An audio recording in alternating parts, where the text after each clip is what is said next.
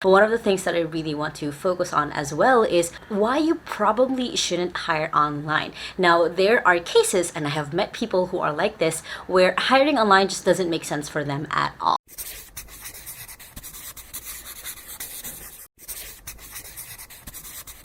Hey guys, and welcome back to my YouTube channel. Now, my goal is that at the end of this video is to be able to show you guys why you shouldn't probably be hiring online.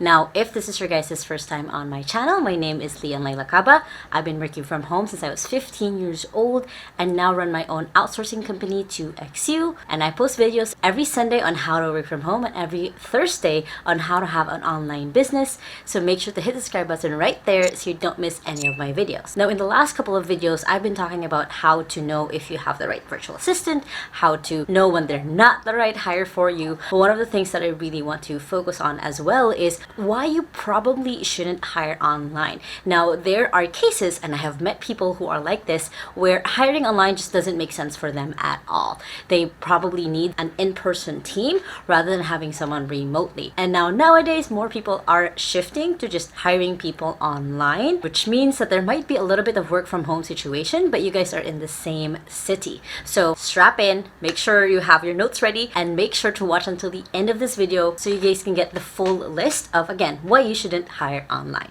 Now, the first reason is you have a tight budget. Now, for a lot of people, when they turn into outsourcing or hiring online, it actually is a little bit cheaper. However, one of the things that I always tell potential clients when they're not a match is maybe they're just not ready to hire yet because they don't have a way to make money recurringly. What that means is they don't have a surefire way that every month there's going to be money coming in. So as a short example, if let's say you're a YouTuber and you're thinking like, yeah, I should get an assistant to be able to edit my videos, but you are not always hitting the $100 threshold on YouTube every month, you probably shouldn't hire. You have to keep in mind that a virtual assistant or a virtual employee is someone you have to keep paying every month, even if you don't make money. So it's better for both parties if you already have some way to make money consistently, recurringly, so you can keep paying them and you can keep having them as someone that you are working with. It's better to not rush this. It's better to just go into it once you are actually ready with, again, that recurring revenue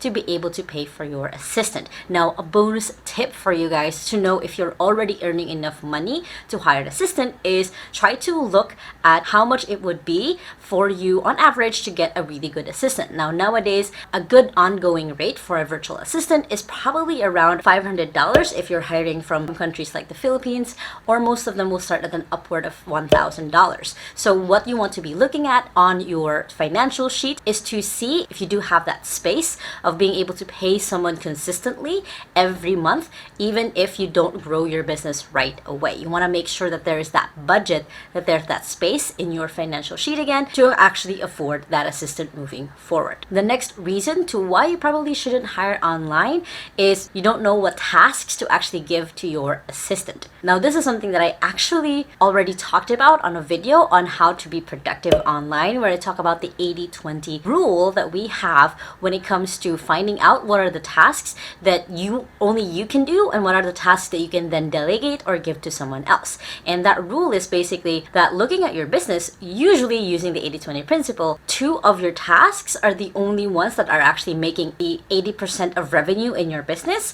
And it states that based on the 80-20 principle, 2 out of the 10 of the tasks that you're currently working on right now are actually making 80% of the revenue in your business. So what that means is you still have to do the 8 other tasks, right? Because it still brings in the rest of the 20% to make the whole revenue. So then what you want to do is you want to have your assistant or the person that you are hiring to do any or all of the 8 other tasks in your business. So a good example that I always use is being a YouTuber. So being a YouTuber, you have to be able to come up with ideas, do market research, write the script, film the video, edit the video, put it up on YouTube, publish it on social media, and of course repurpose it for other types of content. Now, you only really make money once you do the record and publish side, right? Because of course you're creating the content that goes into it and then you're publishing it, because then that's when the revenue starts coming in. The rest of the other tasks that I just mentioned are the tasks that you can then delegate to someone else. So you want to look at your business, you want to look at the tasks that you do every day to be able to earn the money that you have and see, okay, what are the things that only I can do that makes sense, it's only me. Could be your expertise, it could be your specialty. Of course, as a YouTuber, it's going to be filming the video, and that's where you're going to start focusing on. And again, delegate the rest. Next is you don't have any systems prepared. Now, this one is basically creating some sort of checklist of how you do different things in your business. The reason why this is essential before you hire anyone online is it makes the handoff, the giving, the delegating to them the task so much easier. Now, this doesn't have to be a written document. This could be you literally screen recording yourself talking and giving out the instructions of how you do things step by step that then your assistant or your virtual employee can review. The reason for this is, again, it's so much easier to train them this way. It also guarantees that you will have the same result over and over again because you're following the same thing that you have done before. So it basically shows them what your standards are and also shows your potential employee like, hey, these are the different tasks that I'm giving you. These are simple ways that you can get started without them having to really start with a blank slate. Next reason why you probably shouldn't hire online is you really want to be super hands-on or micromanaging. If you're someone who likes to micromanage, having an employee online will just screw you up. The biggest reason for this is when you're working with someone online, especially with an expert, you want to be able to let go of the how they're doing it and just see the results as they happen. The reason why you want to do this is sometimes you'll probably be on different time zones, which means that you guys might often not be able to communicate right away. Another reason is there's not really a huge surefire way that you'll always know what your assistant or your employee is doing. So what this means is you're not in the same office where you can see behind them what it is that they are doing. So if you want to really hire online, you have to learn to let go even just a little bit of control on your business, or else it can never grow even with an assistant or employee in it. Next reason is your business is actually an in-person business. Of course, it's going to be harder for you to be able to hire and work with someone online if your business needs to have someone in person. So for example, let's say you have a coffee shop business, let's say you have a grocery store, it's going to be so much harder for you to outsource that unless you outsource specifically the tasks that can be done online. So for example, if you're a coffee shop, you can outsource the delivery part of the business, because then you can just coordinate with whoever it is at delivering, whether you are delivering through a service or someone who is in your store. This virtual person can then just be concentrating on that, probably your social media stuff or a little bit of your admin tasks. Next is if you have the lack of trust, you really can't hire online. Again, like I said earlier, you're not there in the same office where you can just see over the shoulder if they're really working or they're playing Tetris or they have something else on their phone going on.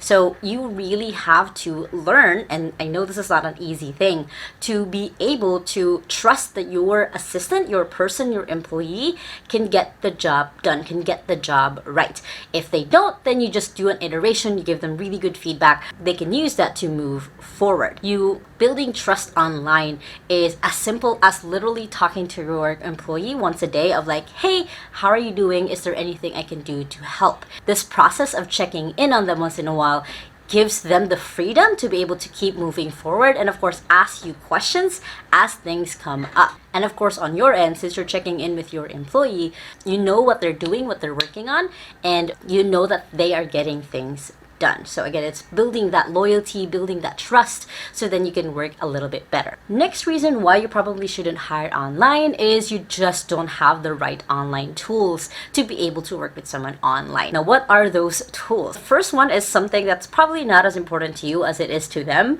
but a way to pay them. If you're going to be hiring an employee online, depending on which country they're from, you want to make sure that you can send them money so you can actually pay them for their services.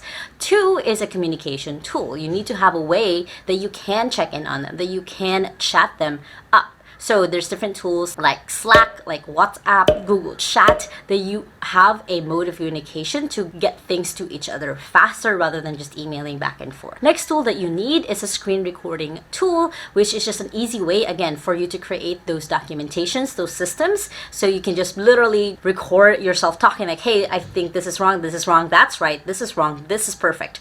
So then you can give that feedback much faster and of course more specific. Another reason to use a screen recorder is it's also just a really great way to be able to show them what you are seeing, or that you can see what they're seeing, so then you skip all of the headache of things not matching. And the last online tool you'll need to be able to start hiring online is just a time tracker. It's basically so you can know how many hours they've spent doing a certain task or how many hours they've spent in a day to be able to pay them right. You can use just simple Google Sheets where they just log their time that they started and they ended. You can be more upgraded and use tools like Hubstaff where you can actually see the screenshots of their screen as they're working. So again, really up to you, but to be able to build that trust within your brain, within your head, you want to be able to know what hours that they're actually putting in as you get started. And the last thing, and this is super important if you're thinking of hiring online, and this is probably a reason not to, is you have no idea how to give feedback. Now, I know this sounds a little bit odd. It's not something that's, a tool or something you can check off. But when you don't know how to give feedback, it's going to be so much harder for you to be able to work with someone else. Now, I actually already did a video on how to do a 1-minute praise and 1-minute redirect. And these are all from the book, The 1 Minute Manager. Basically, you really want to get better at being able to communicate what are the things that they do right and what are the things that they can work on. So not right and wrong, but what are the things that they can work on. You want to always be building up your person, because the better that you are at giving them feedback, the better that they will be when it comes to working with you. And again, this is something that not a lot of people know about or think about when it comes to hiring and working with employees online, which is why I'm dropping this with you guys, because I have seen this mistake happen so many times where an employer just doesn't have any idea how to be able to praise or redirect their employee or assistant. And again, this is super essential and could really be kind of the tipping point of whether that working relationship is going to be a success or a fail. Now, I hope this video has helped you a lot when it comes to you deciding if you even want to hire online or not. And of course, if you did enjoy this video, make sure to hit the thumbs up button right there and comment below, what do you think are the reasons why someone shouldn't hire online? Now, if you guys still haven't yet, make sure to hit the subscribe button right there so you don't miss any of my videos every Sunday and Thursday on how to work from home, which is here, and how to have an online business, which you can click here. And of course, you can click here for the latest video. I hope you guys have an awesome day. Remember that small steps matters, and I'll see you in the next video. Bye!